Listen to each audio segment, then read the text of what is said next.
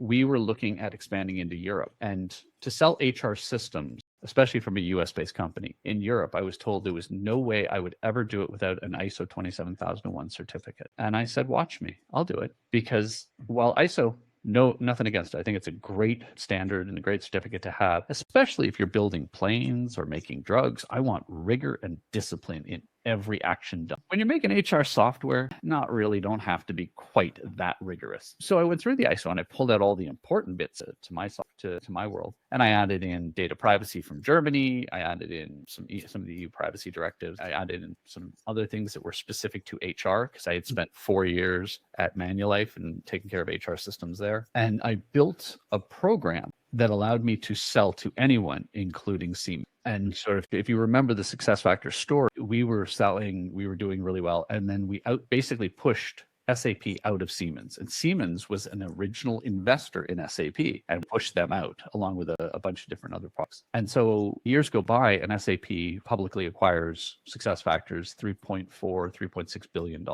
And the first thing that happened to me was I got a call that said, you need to go to Waldorf, Germany and meet with the security team, IT team, data privacy team, and somebody else. I think it was the audit team. They want to talk to you. And I was like, fine, no problem. And I knew what they wanted to talk about. They wanted to know, how did I do this? Because I had no ISO certification and I was beating them in every aspect from a security perspective as far as they were concerned. And, credit to Siemens. They drove my security program hard and they made me develop it really, really well.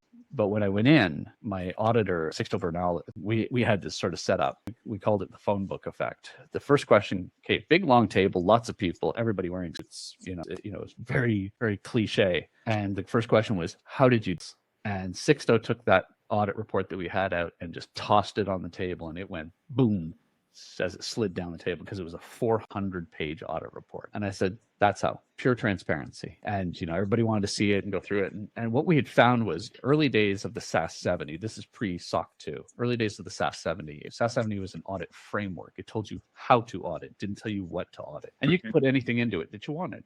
And what we found was a lot of SaaS companies were putting out these SAS 70 certificates saying we are SAS 70 certified, but they wouldn't let you see the